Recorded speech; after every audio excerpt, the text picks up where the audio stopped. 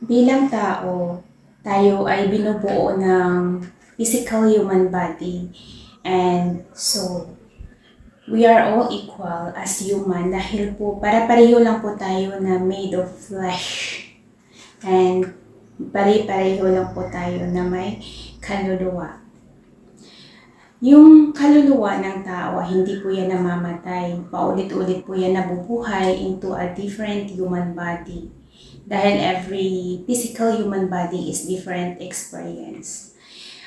Meron tayong mga unfinished business sa soul natin kung bakit patuloy tayo na nai-incarnate dito sa mundong ito para mag-gather ng new knowledge and understanding every life experience natin.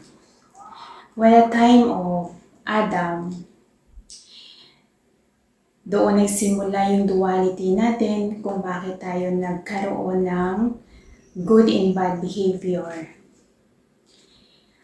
Yun yung kabutihan at kasamaan na pag-uugali ng isang individual na nilalang sa mundong ito.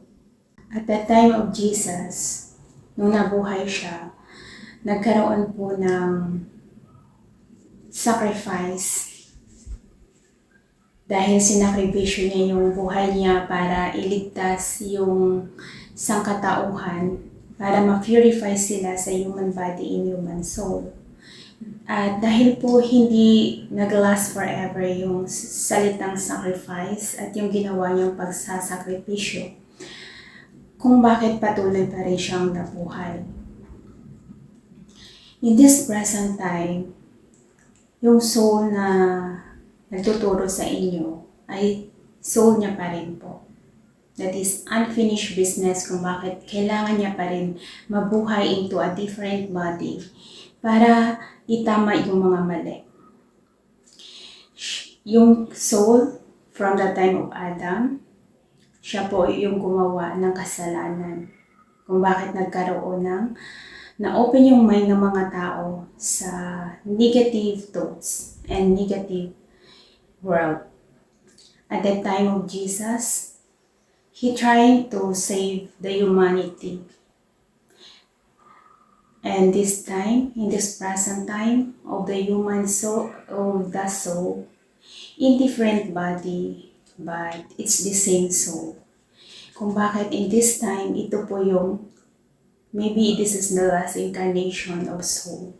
Dahil this is the time na i-gather lahat ng knowledge and understanding every past life and to make things right.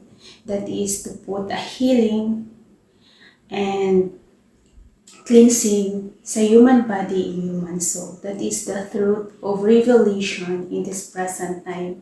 Na kahit na ilang years man yung dumaan, pero the soul is trying to make things right.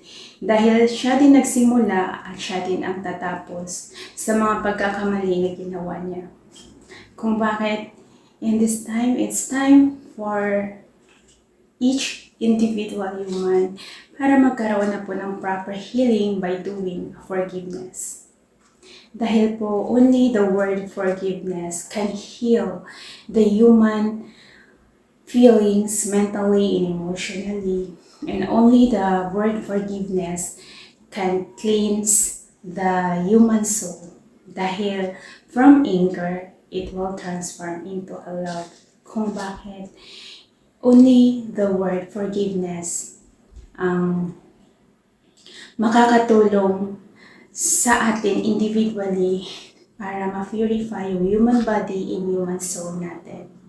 Kaya po, this is parang the unfinished business of a soul na nagsimula pa siya sa creation kay Adam and nabuhay siya bilang si Jesus. And this time, nabuhay siya bilang ako.